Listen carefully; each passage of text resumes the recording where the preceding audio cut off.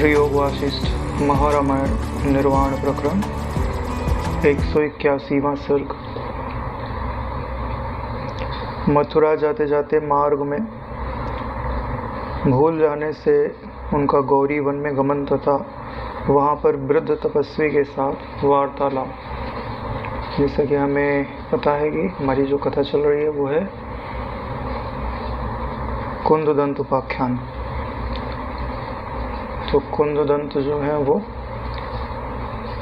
आत्म शांति की प्राप्ति के लिए तप करने के लिए जाते हैं। श्री पर्वत पर वो आराम से तप कर रहे थे, तो कुछ आगे जाते हैं तो एक तपस्वी जो है वृक्ष से उल्टे लटका करके तप कर रहे थे 12 वर्षों से। तो वो उनकी सेवा करने लगते हैं। तो 6 महीने बीतने के बाद सूर्य भगवान प्रकट होते हैं और उनको सप्तद्वीप पर्यंत जो पूरी पृथ्वी है उसका अधिपति होने का वर प्रदान कर देते हैं। उसके पश्चात जो वो तपस्वी हैं उनका घर पड़ता है मथुरा में, तो वो कुंददंत को लेकर के मथुरा की ओर गमन करते हैं। उसके आगे जो घटना घटी है उसका वर्णन आज के सर्ग में हम लोग पढ़ेंगे। कुंददंत ने कहा, भगवान, जैसे चंद्र और सूर्य इंद्रपुरी को जो पूर्व दिशा में है जाने के लिए प्रवृत्त हो सायंकाल में पश्चिम दिशा में आवास लेते हैं, वैसे ही प्रसन्न वदन हम लोग भी मथुरापुरी के लिए रवाना हो शाम तक चलकर मध्य में आवास के लिए प्रवृत्त हुए। कुंददंत का कहना है कि जैसे सूर्य और चंद्र अपनी यात्रा पूरी करते हैं, ऐसे हम उनके साथ मथुरा जाने के लिए प्रवृत्त हुए। और जब शाम हुई तो कहीं आवास बनाए होंगे, पेड़ आदि के नीचे, नहीं कोई गुफा मिल जाए वहाँ विश्राम कर लिया जाए, कुछ फल आदि मिल जाए, नहीं भिक्षा आदि मिल जाए तो भोजन कर लिया जाए।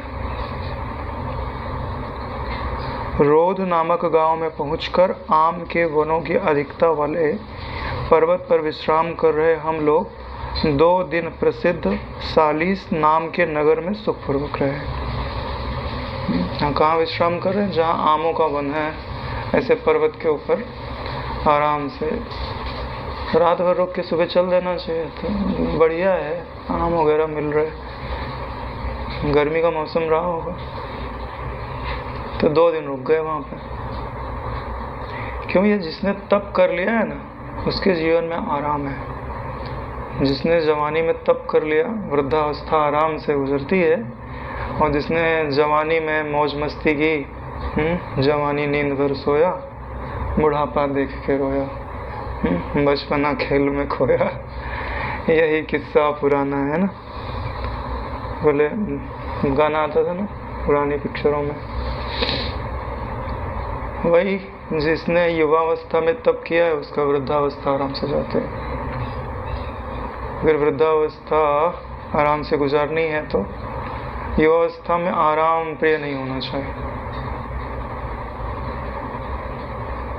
जो साधना करते हैं, ध्यान करते हैं, उनको 4 से 5 घंटे की नींद बहुत हो गई। जो ध्यान नहीं करते हैं मतलब 6 घंटे 7 घंटे।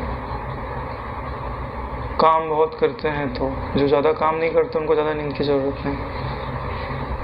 वृंदावन के प्रेमानंद जी हैं तो 3 घंटे से ज़्यादा नहीं सोते, बहुत कम सोते हैं। क्योंकि ये समझ लीजिए कि 10 बजे के आसपास, 9 बजे के आसपास रूम में चले जाते हैं, फिर वहाँ जो भी उनका नियम होता होगा वो करते होंगे। 1 बजे तो उठ जाते हैं, फिर नहा धो के नियम करके 2:15 बजे तो नीचे आ जाते हैं। उनको यात्रा करनी होती है ना, पैदल चलते हैं, परिक्रमा 2 किलोमीटर चल के जाते हैं। वो तो बोलते हैं भाई कि जिनको भजन करना है उनको अपनी नींद पे नियंत्रण तो कर ही लेना चाहिए, नहीं तो भजन नहीं होगा। उनका एक बात मुझे बहुत बढ़िया लगती है, जो मेरे ख्याल से सही भी है, कि अपनी वृत्ति को भगवताकार बनाए बिना, वो भगवताकार बोलते हैं, आपको ब्रह्म ज्ञान पाना है तो ब्रह्माकार बनाए बिना दूसरा कोई रास्ता नहीं है। तुम लाख पत्थर तोड़ लो, है ना, लाख झाड़ू लगा लो, कुछ भी कर लो, तुम्हारी वृत्ति भगवताकार नहीं बनी तो पुण्य हो सकता है, भगवान नहीं प्राप्त हो सकता। निश्चित समझ लीजिए। क्यों? क्योंकि वृत्ति से ही फंसे हो, वृत्ति से ही छूटोगे। नियम कोई नहीं बदल सकता, कोई नहीं तो कोई नहीं बदल सकता, चाहे कितने अपने आप को 30 मार्का लगाता हो। चिंतन बदले बगैर कोई आज तक मुक्त नहीं हुआ। नहीं तो गीता बोलने की जरूरत नहीं थी भगवान को, हमारे गुरु जी को 50 साल से सत्संग करने की जरूरत नहीं थी। ले बच्चा सिर पे हाथ रख देते, जा बेटा जा, पार हो गया।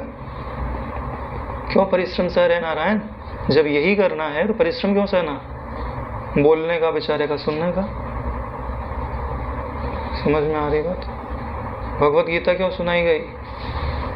ये राम जी को इतना बड़ा 32,000 श्लोक क्यों सुनाए गए?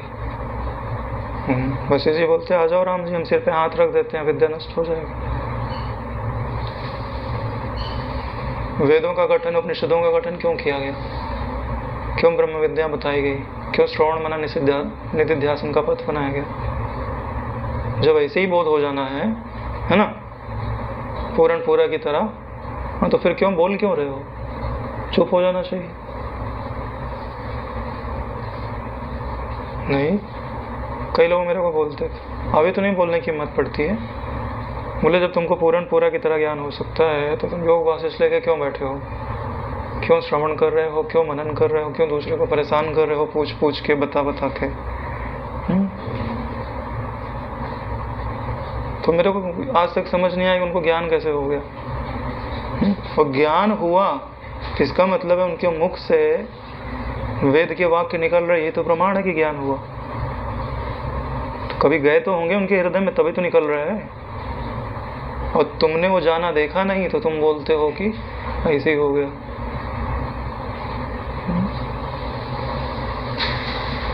इलॉजिकल बातें ना मेरे गले नीचे नहीं उतरती, चाहे ब्रह्मा जी आके बोले।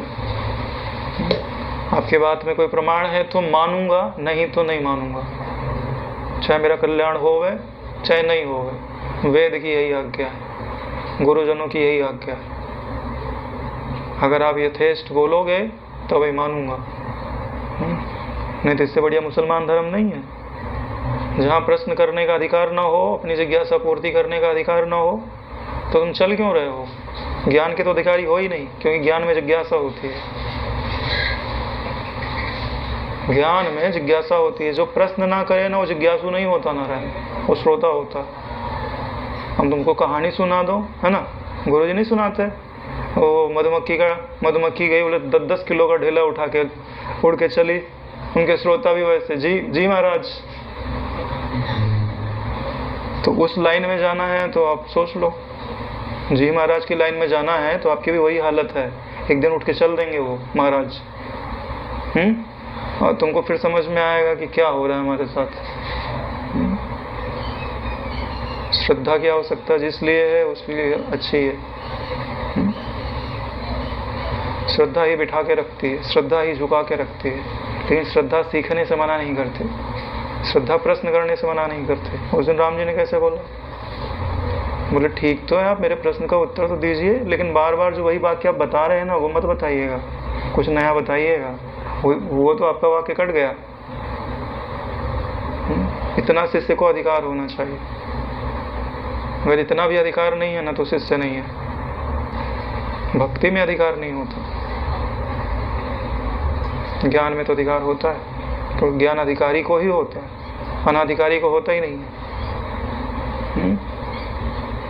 तत् विद्धि प्रणिपातेन परिप्रश्नेन, परिप्रश्नेन क्यों लिखा हुआ है? हटा देना चाहिए ना। तत् विद्धि प्रणिपातेन, सेवया लिख देते डायरेक्ट, परिप्रश्नेन बीच में क्यों डाला गया? कि उसको जहां अड़चन महसूस हो रही है वहां पूछेगा ना भाई, नहीं पूछेगा। जो गुरु के मुख से सुनेगा, उस पर विचार करेगा, उसको समझेगा, हाँ जहाँ अड़चन आएगी वहाँ पूछेगा यही ब्रह्म है कि नहीं है, इसके आगे है तो कैसे है, कैसे प्राप्त होता है, उसका क्या उपाय है, उसका क्या प्रमाण है। नहीं पूछेगा। अगर नहीं पूछता है तो अपात्र है, जिज्ञासा ही नहीं है ना। अरे भाई किसी ने तुमको पानी दिया बोतल में और बोतल है नहीं खुद, तो बोले प्यास मिट गई? बोले जी मिट गई। मिट गई क्या? चले जाएंगे तो नौकर को बुलाएगा, खोल दे यार, खुल नहीं रहा है। इतनी भी अच्छी नहीं है, जो सच्चाई है वो बोलने की हिम्मत होनी चाहिए। मेरे को एक व्यक्ति बोल रहा था, बोले आपको ब्रह्म विद्या पाना तो सीधे सीधे चले जाओ, इधर उधर क्यों देख रहे हो? इतना सारा शास्त्र, इतना सारा वाक्य, इतने सारे अर्थ, इतने सारे शब्द, उलझ क्यों रहे हो? मैंने देखा भाई तुम उनके जीवन में जो हमको उपदेश दे रहे हैं, ऐसा ब्रह्म तत्व तो झलक रहा है, तुम बात मान ले भाई। उनके जीवन में तो ब्रह्म तत्व तो दूर दूर तक दिखाई दे नहीं रहा है। ब्रह्म तत्व के अनुभव की गूंज तो है नहीं, वो मेरे को उपदेश देने के लिए आ गए।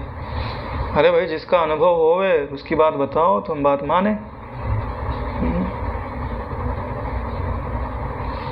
साइकिल का तो रिपेयरिंग कर नहीं सकते और एरोप्लेन का जो है रिपेयरिंग करने को उपदेश दे रहे हैं। अनाधिकार चेष्टा है। ऐसा क्यों है? क्योंकि जो गुरु के द्वारा अनुमोदित मार्ग है उसमें कभी आप ईमानदारी से चले ही नहीं।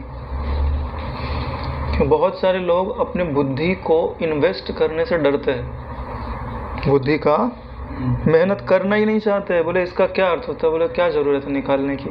गुरुजी ने बोल देना सब ब्रह्म है, हमने मान लिया, हो गया, क्या हम बात करते हो? इसका क्या अर्थ होता है, इसका क्या अर्थ होता है, इसका इसमें इसका क्या अंतर है, इसका क्या अंतर है? मतलब बुद्धि की सूक्ष्मता नहीं चाहिए उनको। अब यही कोई राजनीति की बात हो, अरे नहीं उसने यहाँ पे भी किया, ये भी किया, वो भी किया, यानी तुम अपनी बुद्धि को संसार में खपाने को तैयार हो, लेकिन ब्रह्म विद्या की बात आएगी तो गुरुजी ने बोल दिया, मान लिया, हो गया। विचार करने की क्या जरूरत है, मनन करने की क्या जरूरत है, निधिध्यासन की क्या जरूरत है? अपन तो ब्रह्म है। समझ रहे हो? मन का जो खेल है, चालबाजी है, समझ में नहीं आ रहा। बहुत सारा समय बीत जाएगा, शरीर में ताकत नहीं रहेगी, मन में नियंत्रण करने की ताकत नहीं रहेगी, नियंत्रित होने की, और बुद्धि में विचार की ताकत नहीं रहेगी। तब याद आएगा, अरे ये करना था क्या, हम तो भूल ही गए।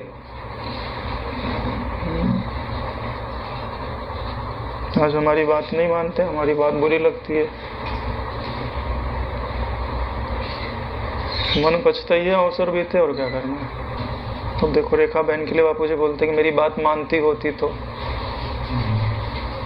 निकल जाती। अब बात ये आ रही, तो बात मानने का क्या मतलब हुआ? यानी बात जो सत्संग में बोल रहे हो वो बात आपको माननी ही पड़ेगी, और कोई चारा नहीं है। ऐसा नहीं है कि कोई बापूजी जो है बहुत बड़ा बम फोड़ देंगे तुम्हारे हृदय में ले जाके तुम मुक्त हो जाओगे, ऐसा कुछ होने वाला नहीं है। फालतू में जो है आशा लगा के मत रखना। क्यों? अरे अभी तो गई बेचारी, ब्रह्म बोध संपन्न हो जाती ना।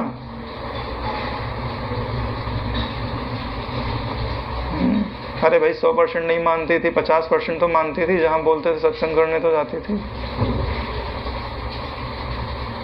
और 100% कौन मान रहा है यहाँ पे, और मान भी कैसे पाएगा? 100% अगर मानने की सामर्थ्य होती तो ब्रह्मबोध हो गया होता। सीधी सी बात है। अगर हम बोले भैया मन तो शांत हो जा, और वो शांत हो जाए तो बचा क्या है? ज्ञान तो अपने आप ही समझ में आ जाएगा। रात दिन सत्संग तो सुन ही रहे हो, कमी किसकी है? वासना क्षय की और मनोनाश की। तत्व ज्ञान तो एन केन तुमको सुनने में आ ही रहा है। इसके लिए जिसका जितना उपयोग है उतना ही करो, उससे ज्यादा की आशा करोगे धोखा खाओगे। सेवा की मनाही नहीं है, 4 घंटा करते हो तो तुम 8 घंटा करो, ठीक है, लेकिन ये आशा मत रखो कि ये सेवा ब्रह्माकार वृत्ति बना देगी, नहीं बनाएगी। लिख के ले लो, नहीं बनाएगी तो नहीं बनाएगी। पुण्य देगी, पुण्यों का अंबार खड़ा कर सकती है। ब्रह्म ज्ञानी के सेवा आदि में जो पुण्य होता है वो कहीं नहीं होता। क्यों? मतलब ये ब्रह्म ज्ञान का सत्संग महापुण्यदायी, और उसमें कोई सहयोग करे। लेकिन जैसे नहीं, ये अहमदाबाद नगर भागवत कथा कराया, वही सत्संग कराया, फिर इच्छा रही, था हिंदू हो के पुण्य किया, मुसलमान हो के पुण्य का फल भोगा, उसी के नाम से अहमदाबाद नगरी जानी जाती है। वैसे ही होगा क्या है, तुम्हारी इच्छा जहाँ होगी उधर फुर्र हो जाएंगे। यही तो हो रहा है, बापू जी के पास सेवा करने के लिए लोग जाते हैं, फिर जिसकी जैसी इच्छा होती है, कल्प वृक्ष के पास में रहे, इच्छा पूरी हो गई, कोई इधर गया कोई उधर गया। यही तो हो रहा है। बड़ी बात क्या है, ब्रह्मबोध प्राप्ति की इच्छा होना, वही इच्छा दुर्लभ है, क्योंकि वह इच्छा हमारे पास थी नहीं। वह इच्छा उत्पन्न होती है जिसके हृदय में वैसी इच्छा होवे उसका संग करो। गुरु जी के हृदय में वो इच्छा नहीं है, क्योंकि वो पूरी हो चुकी है। जिसके हृदय में वो प्यास होवे उसका संग करो, तो प्यास जन्मेगी, जगेगी।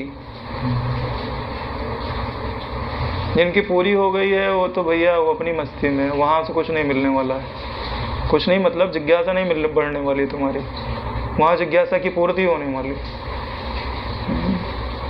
जैसे भाई कहीं भोजन मिल रहा है, लेकिन वहाँ भोजन पचाने की दवाई थोड़ी मिलेगी। जाओ डॉक्टर से भोजन पचाने की दवाई लेके आओ, खाओ, भोजन पचाने की सामर्थ्य आवे तो भोजन लो, खाओ पियो, शरीर को पुष्ट बनाओ। गलत फहमी मत पालो भाई। गुरु जी सब देने को तैयार है, लेकिन बनाना तुमको पड़ेगा नारायण। तुम्हारे शरीर में बल देने को तैयार है, युक्तियाँ बता ही रहे हैं, ऐसा ऐसा करो रोग ठीक हो जाएगा, ऐसे प्राणायाम करो बल बढ़ जाएगा, ऐसे ध्यान करो शांति आने लगेगी। करना तो तुमको पड़ेगा। गुरु जी ने खुद ही बोला हुआ है कि कोई भी गुरु कंधे पे बिठा के अपने बच्चे को वैकुंठ नहीं ले जाता, सतखंड नहीं ले जाता। तो अपनी बात का उल्लंघन थोड़ी ना करेंगे। अगर ऐसा होता तो हो गया होता बहुत लोगों को, कहाँ हुआ? हाँ, तो किस गफलत में है लोग। गफलत मत पालो भाई। जाहिर में तो नहीं बोला जा सकता। चलो भाई कुंजन की कथा पूरी कर देते हैं। मन को कोई बहाना तो चाहिए जिसकी सहायता से वो आत्मचिंतन करे, जगत के मिथ्यात्व का निश्चय करे।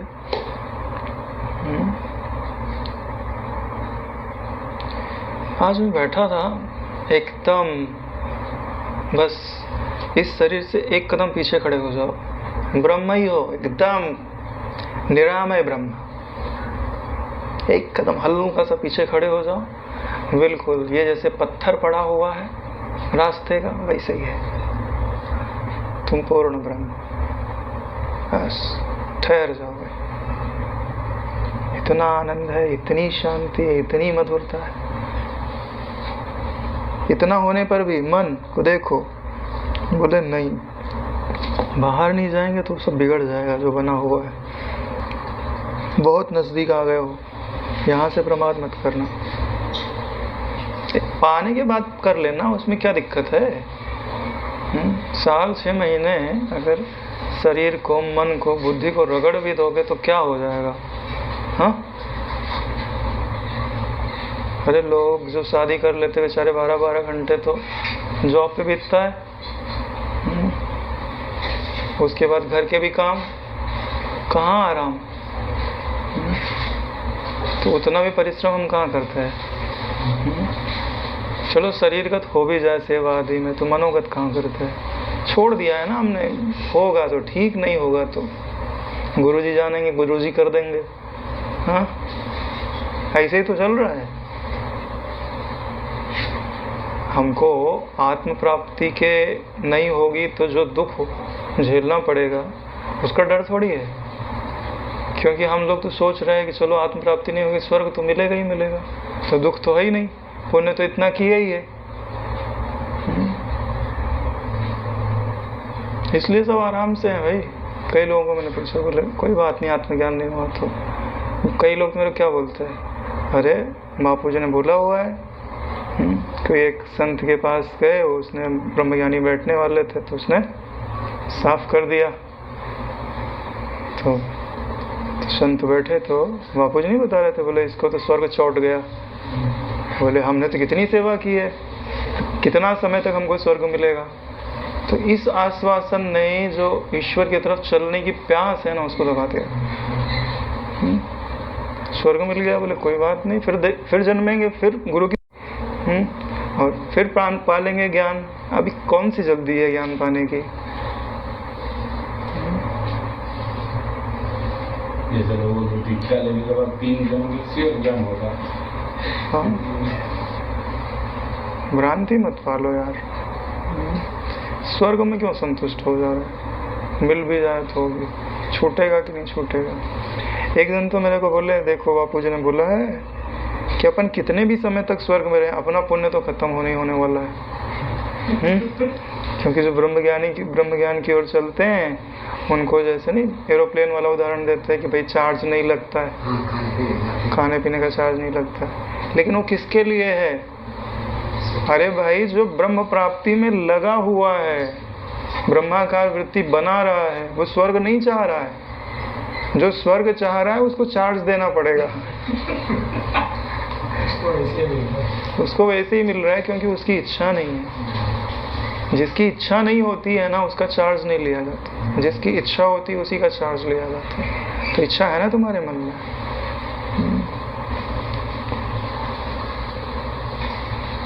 चलो मिल भी गया, इतना समय रह भी गए, तो भी तो तुम आत्म प्राप्ति से दूर हो ना।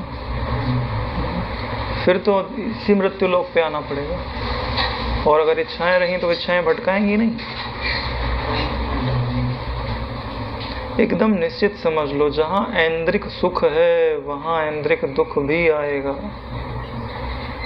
क्योंकि संसार में अगर प्रकाश है तो अंधकार भी, मान है तो अपमान भी।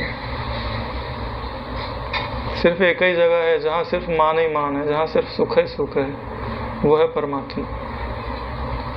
उससे एक हो गए तो एक ही हो। सिर्फ ना इस देह, इंद्रियां, इन सब से थोड़ा पीछे खड़े हो जाओ, कुछ समय के लिए इनको छोड़ दो, जहाँ है वहीं छोड़ दो।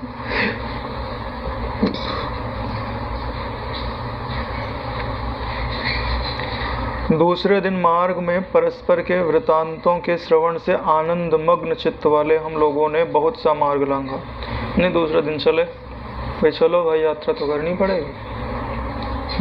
शीतल जल के झरनों तथा ठंडी छाया वाले वन वृक्षों से पूर्ण नदी तट पर उगी हुई लताओं द्वारा वर्षाई गई पुष्प राशियों से सफेद तय रहित तरंगों के झनकार गायन से पथिकों को आनंदित करने वाली स्निग्ध छाया वाले वन वृक्षों के तले बैठे मृग पक्षियों की भांति भांति के शब्दों से गुंजित, जिनकी बड़ी बड़ी हरी घासों के अग्रभाग में ओस की बूंद मोती से गुथे हुए थे।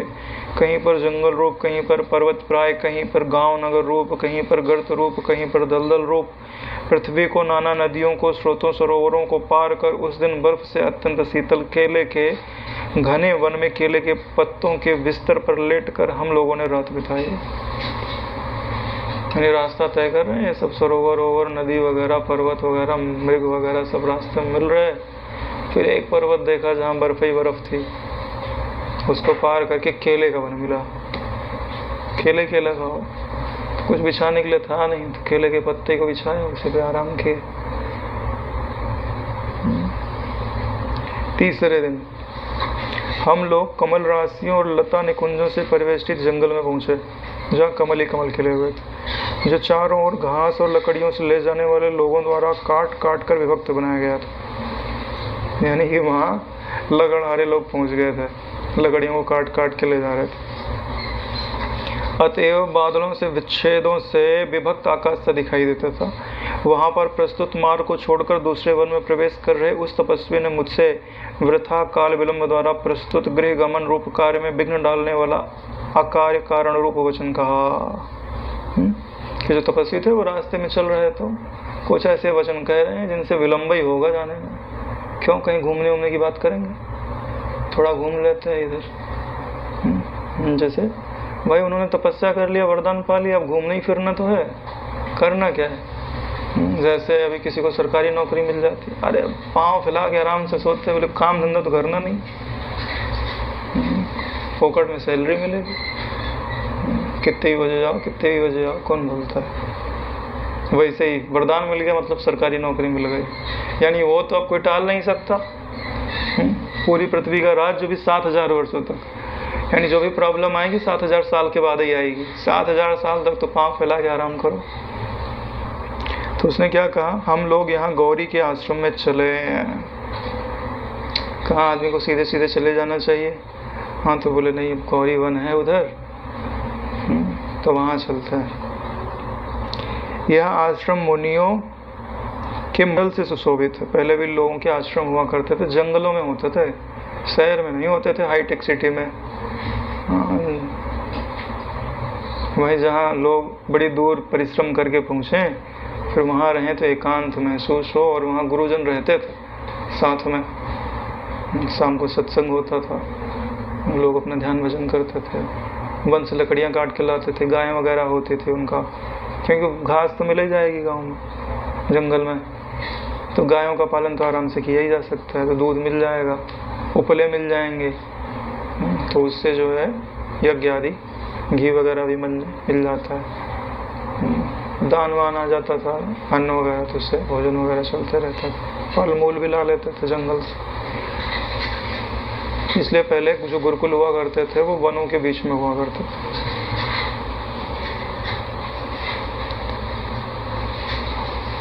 मेरे 7 भाई मेरी ही नाई पृथ्वी पति बनने की अभिलाषा लेकर यहाँ पर स्थित हैं। ये जो महापुरुष है तपस्वी, ये 8 भाई हैं टोटल, और सब में एक ही प्रकार की इच्छा उपजी है कि हम 7 द्वीप पर्यंत पूरी पृथ्वी के अधिपति बने, वो भी एक ही साथ। पूरी पृथ्वी 7 द्वीप वाली है, यानी एक ही तो राजा बन सकता है, और 8 लोग तपस्या कर रहे हैं, और 8 को वरदान मिलेगा कि तुम जो है इसी समय इसी पृथ्वी के राजा बनो। बड़ा आश्चर्य, कैसे मिलेगा भाई, पृथ्वी तो एक ही है, 8 लोगों को वरदान मिलेगा। देखना आगे अभी पढ़ेंगे तो पता चलेगा। तो बोले इसी आश्रम में लोग तपस्या कर रहे हैं। हम सब मिलकर ये 8 भाई हैं, पूर्व वर्णित सप्तद्वीपों के राज्य भोग की इच्छा से उत्पन्न अनेक मनोरथों से युक्त हो हम 8 भाई तपस्या करने के लिए एक संवित में एक ही दृढ़ निश्चयवान हुए। इस कारण वे शेष भाई भी अपने दृढ़ निश्चय का अवलंबन कर यहाँ गौरी कानन में यानी गौरी वन में तपस्या के लिए स्थित हैं। विविध तपस्याओं से उन्होंने अपने सब पाप काट डाले हैं। उन भाइयों के साथ आकर यहाँ गौरी वन में पहले 6 महीने में रहा हूँ, यानी जब शुरुआत में निकले तो 6 महीने यहाँ पे रहे, फिर ये तपस्या करने के लिए यहाँ आ गए। इस कारण पहले मैंने जो देखा था वही यह गौरी कानन है। यहाँ पर पुष्प राशि से परिपूर्ण सुंदर वृक्षों की छाया में सलोने मृग छोने सोए रहते हैं, यानी कि जो मृग के बच्चे हैं वहाँ सोए रहते हैं। पर्णशालाओं के छप्परों के किनारे बैठे हुए तोते विविध शास्त्रों के सिद्धांतों का विस्तार पूर्वक वर्णन करते हैं। जो तोते होते हैं भाई, वो आश्रम वाले जैसे श्लोकों का पाठ करते हैं, वेद का पाठ करते हैं, मंत्रों का उच्चारण करते हैं। यहाँ तो नहीं सुनाई देता अपने यहाँ किसी के मुख से वेद का मंत्र, उपनिषद का मंत्र गूंजता हो, लेकिन पहले आश्रमों में ऐसा गूंजा करता था। अपने यहाँ तो बुद्धि योग की कोई मतलब नहीं है ना, झाड़ू लगाओ हो जाएगा सब उसी से। बुद्धि के विकास का कोई साधन ही नहीं। हाँ, तो वहाँ के तोते लोगों ने भी मंत्र सीख के रखा हुआ है आत्मविद्या के। इसलिए आओ सर्वविध मंगल के लिए ब्रह्मलोक सदृश मुनि आश्रम में चलें। तुम कैसा आश्रम ब्रह्मलोक के सदृश है? ब्रह्मलोक का क्या मतलब होता है समझते हो? जिससे भी मिलोगे वो ब्रह्म की चर्चा ही करेगा और दूसरी कोई बात नहीं करेगा। तो ब्रह्मलोक धरती पे भी हो सकता है, स्वर्ग में भी हो सकता है, शिवलोक में भी हो सकता है, विष्णु लोक में भी हो सकता है, और ब्रह्मा जी के लोक में भी हो सकता है। जहाँ किसी को देखने से ब्रह्म विचार उपजे, बात करने से ब्रह्म भाव उपजे, साथ में बैठे शांति में हो जाए तो ब्रह्म शांति में निमग्न हो जाए तो ब्रह्मलोक ही कहलाता है। जहाँ ब्रह्म का ही प्रकाश हो, दूसरा प्रकाश ना हो।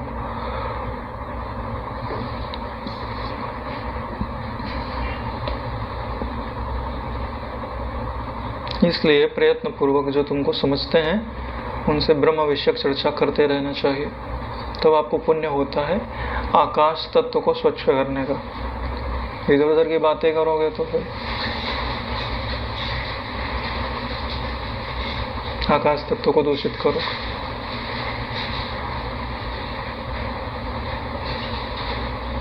मैं जो बातें कहता हूँ ऐसे नहीं कहता हूँ, मैंने बहुत सारे लोगों से पूछ के देखा है, उनका निश्चय पढ़ के देखा है, और बहुत सारे लोग ब्रह्म में हो जाएगा। कैसे हो जाएगा पता नहीं, कोई गणित नहीं। और ऐसा भी नहीं है कि वो गुरु जी के सिद्धांतों पे चल रहा है, नहीं, मनमानी। गुरु जी के सिद्धांतों पे चलते तो मेरे को कोई दिक्कत ही नहीं है, खूब मनमानी, जो मन में आए सो करो, लेकिन आश्रय कर देंगे। हाँ, पता नहीं ये कौन सा सिद्धांत है।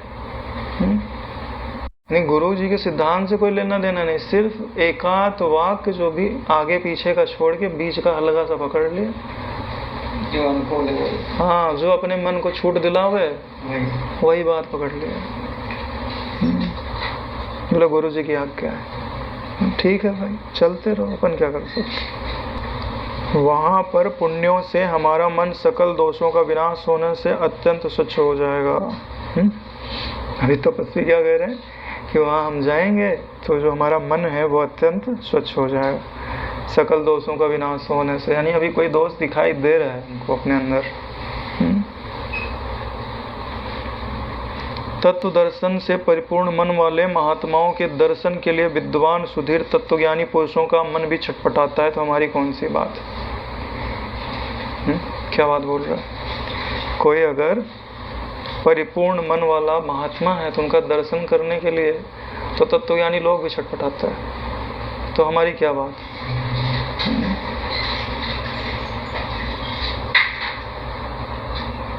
अब तो तत्वज्ञानी ही बता सकते हैं, अपन कैसे बता सकते हैं। लेकिन होता तो होगा, तभी तो बापू जी ढूंढ ढांड के उधर घाट वाले बाबा के पास पहुंच गए। हाँ हाँ, कुछ तो बात होगी इनमें, तभी तो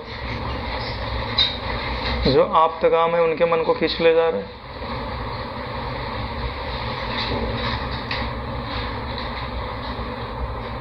उक्त तपस्वी के यह कहने पर हम दोनों मुनि आश्रम में जा पहुंचे। हमने उस महावन में आश्रम को प्रलय रूप से रूपान यानी शून्य देखा। यानी जैसा वर्णन इन्होंने किया ना, ऐसा कुछ था नहीं। ना वहाँ पे पेड़ हैं, ना वहाँ आश्रम है, ना वहाँ मृग छौने हैं, ना वहाँ तोते हैं, ना वहाँ ऋषि मुनि, कुछ नहीं, शून्य। हाँ, गौरी वन को जैसा देख के गए थे, 12 साल 12.5 साल में तो पूरा हो गया। ना वहाँ कोई वृक्ष है, ना कुटिया है, ना झाड़ी है, ना मनुष्य है, ना मुनि है, ना बच्चा है, ना वेदी है, ना ब्राह्मण है। इनके अतिरिक्त और भी कुछ वहाँ नहीं है।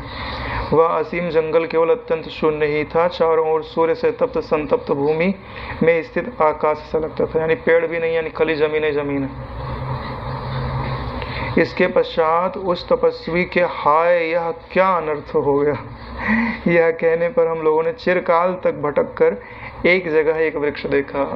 बहुत समय तक उन्होंने ढूंढा तो एक वृक्ष दिखाई दिया।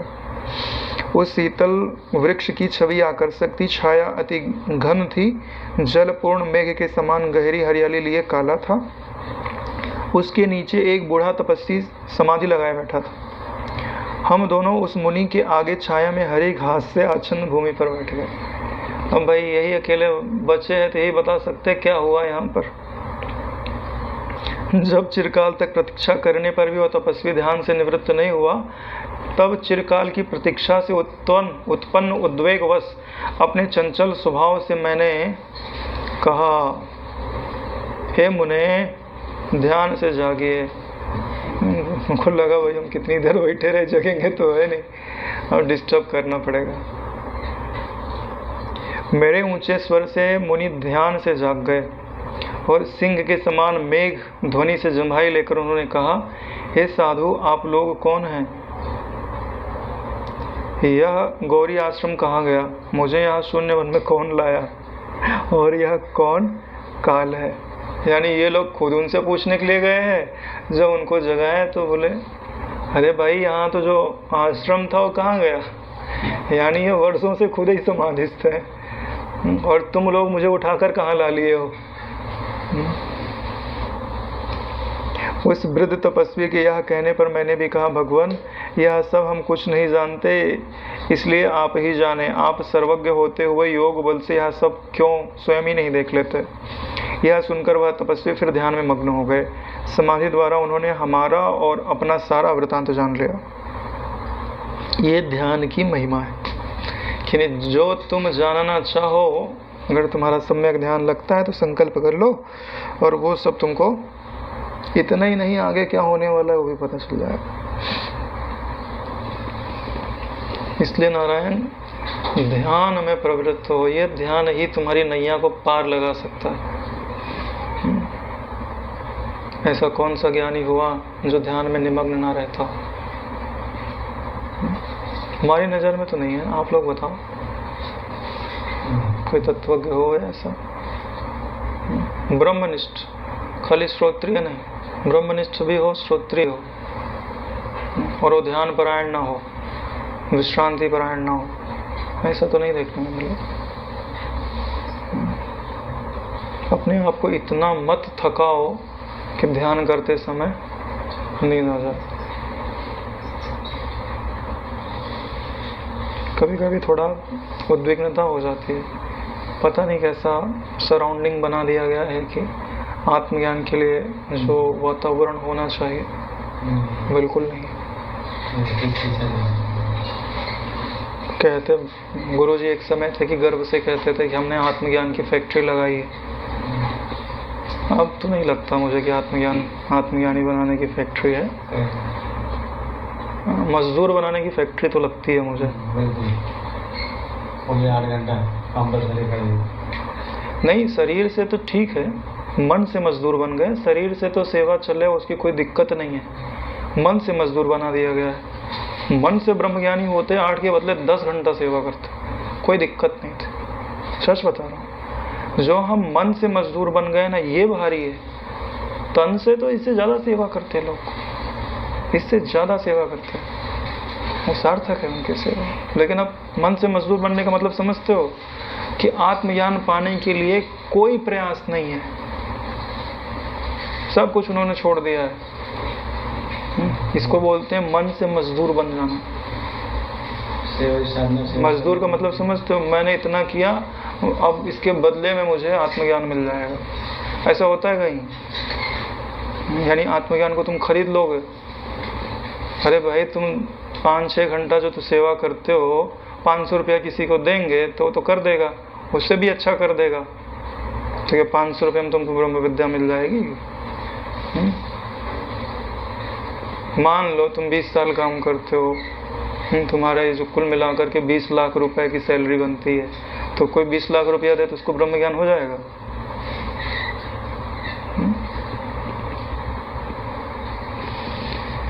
कार्य से जोड़ के नहीं देखा जा सकता।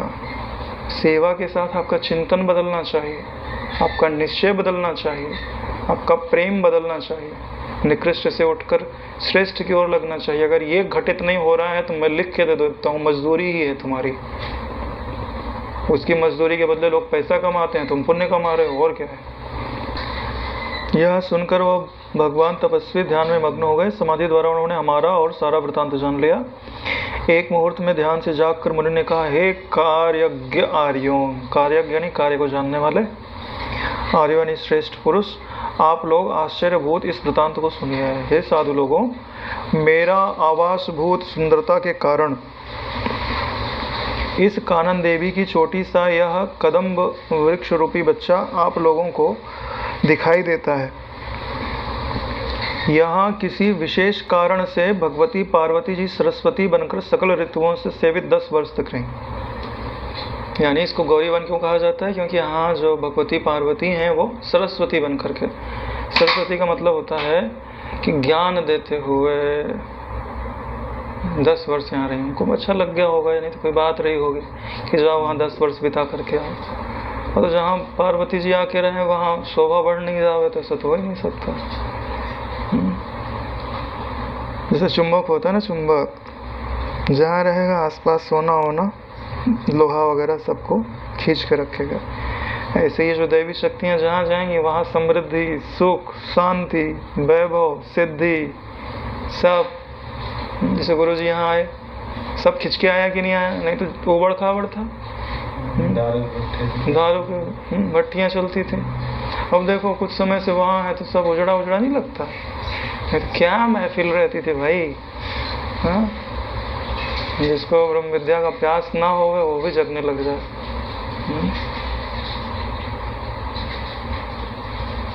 इसलिए नारायण चुंबक बनना चाहिए।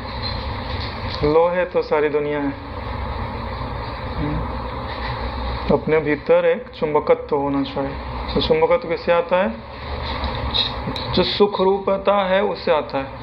रूप जो है उससे एक हो जाओ तो तुम चुंबक बन जाओगे, और जो इंद्रियां हैं उनसे जुड़ जाओ तो तुम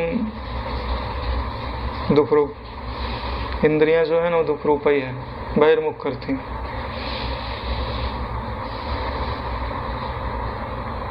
उनके यहाँ रहने से यहाँ वन निविड़ यानी घना हो गया। यह पुष्प प्रधान ऋतुओं से विभूषित गौरीवन के नाम से विख्यात हुआ। हे सज्जनों, यहाँ पर भ्रमरियों के मनोहक गीत विलासों से कोयल चंचल रहते थे। फूलों की वर्षा करने वाले मेघ सदृश वृक्षों के आकाश रूपी चंदवे में सैकड़ों चंद्रमा स्थित रहते हैं, यानी फूल ऐसे खिले रहते जैसे सैकड़ों चंद्रमा खिले हुए हो, और उनसे निरंतर पुष्प गिरते रहते थे। जैसे हर श्रृंगार का पौधा नहीं होता, ऐसे बड़े बड़े। कमल के पराग कणों से दिगंतराल व्याप्त रहते थे, जो मंदार और कुंद के मकरंदों से दिशाओं को सदा सुगंधित करता रहता था। यहाँ चारों ओर विकसित हो रही पुष्प राशि चंद्रबिंबों की शोभा से व्याप्त थी। यहाँ लताएं अंगनाएं सुगंधित वायु से पूर्ण रहती थी। ऐसा यह गौरी वन बसंत ऋतु का नगर सा सुरम्य था। इसके भंवरों का गान अपूर्व था। यहाँ गुंजार कर रही भंवरियों से व्याप्त पुष्प राशि के मंडपों से परिपूर्ण था। चंद्र किरण राशि के समान चारों ओर से एक कोमल फूल रूपी झूलाओं में देवांगनाएं और सिद्धांगनाएं झूला झूलती थी।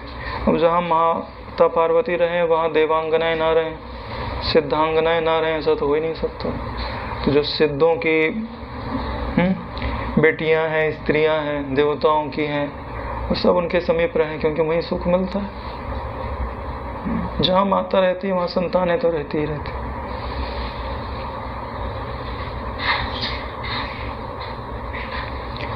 और जैसे हरित है, हंस है, तोते है, कोयल है, सारस, गौराया के झुंड आदि रहते थे। मयूर, बगुला आदि के विभिन्न प्रकार के किरणों से रमणीय रहता था। यहाँ पर कदम्ब वृक्ष तल निवासिनी श्री सरस्वती देवी जी के चरण कमलों में गंधर्व, यक्ष, देवता, सिद्ध अपने मुकुटों को रगड़ते रहते थे, यानी प्रणाम करते रहते। प्रणाम क्यों कर रहे हो नारायण? जो देवता है सिद्ध आदि वहाँ के प्रणाम क्यों करते? क्योंकि सिद्धिदात्री है वो। प्रसन्न हो जाए, जा सिद्ध हो गया हो इतने में ही। जैसे तुम्हारे पास आत्मविद्या है, प्रसन्न हो जाने पर तुम उसको ठीक से समझा सकते हो। और कोई अमीर आदमी है, प्रसन्न हो जाता, ठीक है भाई 10-12 हज़ार 20 हज़ार इसी ले जा तुझे, उसके लिए क्या मायने रखता है। बड़े तो राजा आदि सोने के हार वगैरह, मोती वगैरह दे देते थे, अभी तो नहीं देते होंगे। हाँ, तो जिसके पास जो रहता है वो देने की सामर्थ्य उसके पास रहती है, तो वो तो सिद्धिदात्री है। जिसको जो बोल दें सो हो जावे। वर देवे तो वरदान, श्राप देवे तो श्राप, जो मर्जी सो ले लो जाके वहाँ। कई लोग श्राप लेने भी चले जाते हैं, अहंकार में भरे रहते हैं ना, श्राप ही मिल जाता है जाकर। नहीं से कौन थे वो गए, बोले हम केवल शिव जी को प्रणाम करेंगे, पार्वती जी को प्रणाम नहीं करेंगे। भृंगी ऋषि थे, माताओं को वर्जित करते थे, इसलिए आधे प्रणाम किए, आधे परिक्रमा भौरा बन गए, इसलिए उनका नाम भृंगी पड़ गए।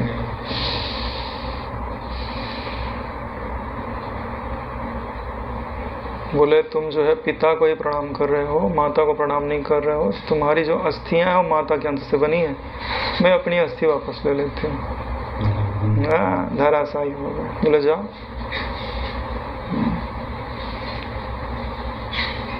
बहुत बड़ा अपराध है शिव को पार्वती से अलग देखना, बहुत बड़ा अपराध है। उससे बहाने सबको संदेश मिल गया। द्वैत जो है, द्वैत दृष्टि ऐसा कौन सा पाप है जो नहीं कराते? कराती है ना। आपको नहीं देखना चाहिए, जिसको देखना है देखे। गुरुजी और मैया जी भी एक ही है। जो अलग देखता है वो पाप करता है, वो पाप बांटता है। लिख के दे देता हूँ, चक्कर में मत रहना। हाँ कोई बोल दे ठीक, चल दो वहाँ से। और किसी के लिए कोई बात हो ठीक है, कोई बात नहीं, लेकिन मैया के लिए तो गुरु से अभिन्न है, अलग नहीं देखना चाहिए। गुरुजी बोले तो भी नहीं देखना चाहिए। क्यों? अरे गुरुजी परीक्षा नहीं लेते क्या? तुमको पता ही नहीं चलता कब तुम्हारी परीक्षा हो गई और लगा दिया गया ठप्पा, फेल। गुरुजी ने जो सत्संग दिया है वो बुद्धि के विकास के लिए दिया है, हर चीज में सिर हिलाने के लिए नहीं है। तुमको समझ नहीं आ रहा है। जब परीक्षा होती है ना तो उस समय एक ऑप्शन नहीं दिया जाता है, 4 ऑप्शन दिया जाता है कि तुम क्या चुनते हो। और तुम बिना विचार के चुने जा रहे हो। जिस दिन कॉपी चेक होगी ना उस दिन पता चलेगा कितने नंबर आए। इसलिए माता पिता क्यों अधिकार है?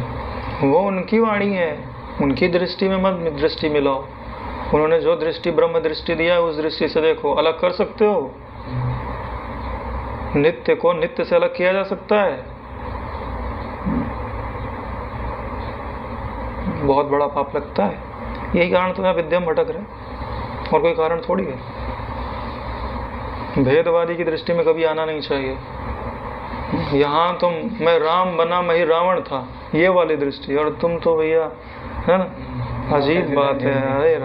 अरे राम, परमात्मा ऐसी माया में कभी उलझाए नहीं, सच बता रहे हैं। कहाँ लेके जा रहे हो यार?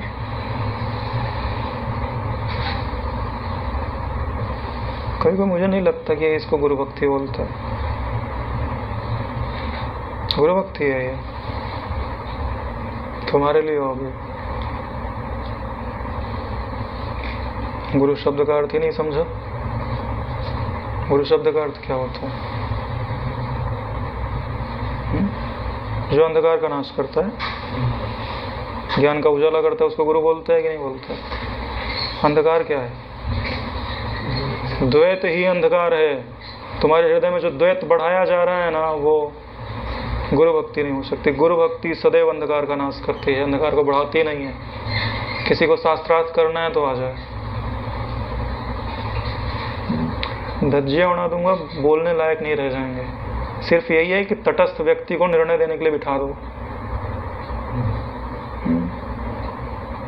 तटस्थ व्यक्ति को निर्णय देने के लिए बिठा दो, ना रुला दूं तो बता देना, चाहे कोई भी आ जाए।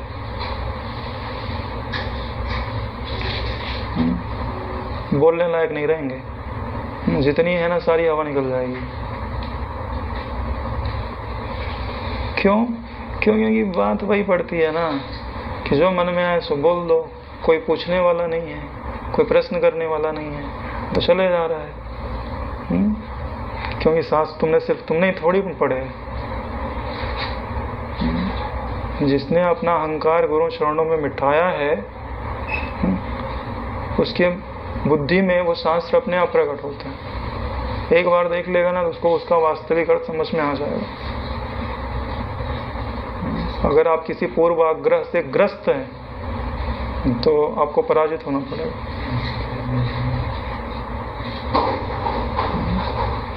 बड़े बड़े पत्थर लिख देने से क्या होता है? वो काटे नहीं जा सकते क्या? काटे जा सकते हैं। हाँ, कोई काट नहीं रहा है वो बात अलग है।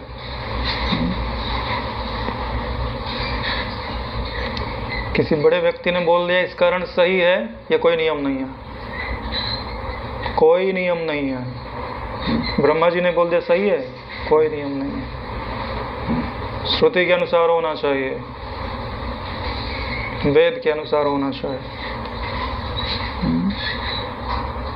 जब समाज इन्हीं को सत्य मानने लगता है ना, तब टुकड़ों में बट जाता है। कबीरपंथी इधर, आर्य समाजी इधर, ब्रह्म समाजी इधर, है ना, गुरु नानक वाले उधर, गोविंद सिंह वाले उधर, फलाना उधर, फलाना उधर, स्वामी नारायण वाले उधर। क्यों हो गया भाई ये ऐसा? वेद का जो आदेश है वो छोड़ते, एक सीमा में ले जा करके भाई हम केवल नीलकंठ जी को मानते हैं, ठीक है, वही स्वामी नारायण है, वही सब कुछ है, बाकी सब भाई वो जब तक वो थे तब तक सही था, लेकिन बाद में उन्हीं का घेरा बना करके लोगों को अपने भीतर घसीट के लाओ, तो बेचारे सच्ची भक्ति से, सच्चे ज्ञान से तो दूर ही हो गए ना। अब किसी के सामने सिर थोड़ी झुकाएंगे, किसी से सीखेंगे? अब गुरु जी के चरणों में आके बैठेंगे क्या वो स्वामी नारायण वाले? नहीं, आएंगे भी तो अपनी मान्यता लेके।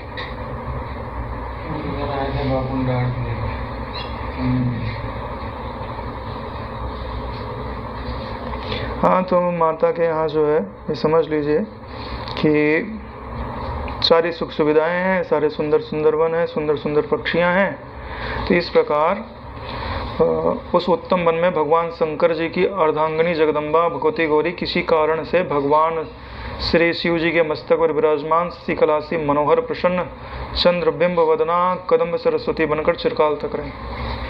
चिरकाल तक 10 साल रही, 10 साल के लिए ही आई थी। इनको चिरकाल क्यों लग रहा है? माँ को जब देखा ना कि वहाँ गौरी का आनंद, वहाँ से वृत्ति आगे जाने का नाम ही नहीं ले रही। कितना बढ़िया लग रहा है, उसी ध्यान में कितना बढ़िया लग रहा है। तो इसीलिए क्या बोले चिरकाल तक। अच्छा लग रहा है ना, बुरा लगता तो फटाफट भगाओ, रील भगाओ। ध्यान में देख रहे हैं ना कि वहाँ फॉरवर्ड भी हो सकता है और पॉज भी हो सकता है और स्लो मोशन में भी देख सकते हो, रिवाइंड करके भी देख सकते हो। पराधीन तो हम लोग हैं अभी। जिस काल में जी रहे हैं, ना आगे देख सकते हैं, न पीछे जा करके देख सकते हैं कि क्या हुआ। ये व्यवस्था है नारायण, ये तब तक है जब तक आप इस आयाम को पार नहीं करते। जो सूक्ष्म शरीर आदि से विचरण करने में सक्षम हो जाते हैं, उनका आयाम ऊंचा आयाम हो जाता है। एक बार कुछ लोगों को बापूजी ने सूक्ष्म शरीर निकालना सिखाया भी था। हमारे यहाँ कृष्णा है, वो बताता था कि 5-6 लोग थे, उधर बापूजी ने बुलाया होगा माटी को अनुष्ठान वगैरह के लिए। तो बैठे तो बापूजी आए, बोले तुम लोग जानते हो सूक्ष्म शरीर कैसे निकाला जाता है? उन लोगों को पता नहीं था, तो बापूजी ने बताया। अब उसको याद ही नहीं क्या क्या बताया था, लेकिन बापूजी ने बताया। बताने का मतलब है कि तुम निकाल सकते हो, तभी तो बताएंगे। जो समर्थ है सो निकाल सकता है।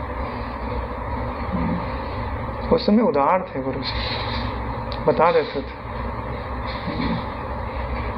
अभी भी उदार ही है, लेकिन अब क्या करें, परिस्थितियां बदल गई, बहुत कुछ बदल गया, नजर लग गई किसी की।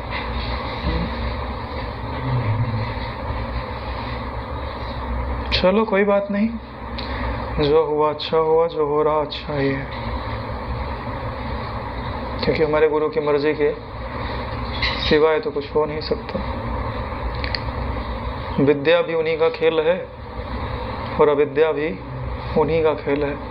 अब जिस हाल में रखना चाहें मर्जी उनकी, ब्रह्म विद्या में रखना चाहें तो भी राजी, और अविद्या में निमग्न रखना चाहें तो भी राजी। क्योंकि हमको तो यही लगता है नारायण कि दोनों ही पक्ष उन्हीं के।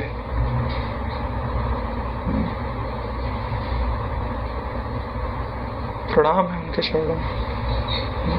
जितना जाना है, जितना समझा है, सब हर कण तो उन्हीं की देना है। और आगे जो भी विकास होगा, उन्नति होगी, वो उन्हीं की देना है। अवनति होगी तो हमारी ही वासनाएं हैं, हमारा ही प्रमाद है। अवनति में तो हम दोष नहीं दे सकते, उन्नति में श्रेय तो हम दे ही सकते हैं, क्योंकि पुण्यों का दान किया जा सकता है, पाप का तो दान किया नहीं जा सकता। तो यहीं पर ये आज का 181वां सर्ग समाप्त होता है। तो इस सर्ग के अंतर्गत हमने देखा है कि वो घूमते घूमते गौरी वन के नज़दीक चले गए, तो मथुरा जा रहे थे तो सीधे सीधे जाने के बदले चलो गौरीवन देख लेते हैं, क्योंकि वहाँ वो 8 भाई जो थे पहले गौरीवन ही आए थे आश्रम में, और वहीं सोचते थे यहीं तप करेंगे। लेकिन वहाँ पे उनके भाइयों ने भी तप नहीं किया और इन्होंने भी नहीं किया। ये पहले निकल गए और बाकी 7 भाई अलग अलग जगह पे चले गए और कुछ वहीं पे भी तप किए थे और वरदान सबको प्राप्त हुआ था। वो आगे वर्णन आएगा। तो फिर वो उनका वन नष्ट हो गया था, तो आगे गए तो वृक्ष के नीचे तपस्वी बैठे थे। उनसे पूछने पर वो ध्यान करके बताते हैं कि यहाँ पहले गौरीवन था और उसका ये वर्णन था। तो यहीं पर गौरीवन का वर्णन करते हुए ये सर्ग समाप्त होता है। ओम कायेन वाचा मनसेन्द्रियैर्वा करोमि यद्यत् सकलं परस्मै श्री सद्गुरुवेति समर्पयामि। ओम सहनावतु सहनौ भुनक्तु सह वीर्यं कर्वावहै तेजस्विनावधीतमस्तु मा विद्विषावहै। ओम शांति शांति शांति। श्री सद्गुरुदेव भगवान की जय।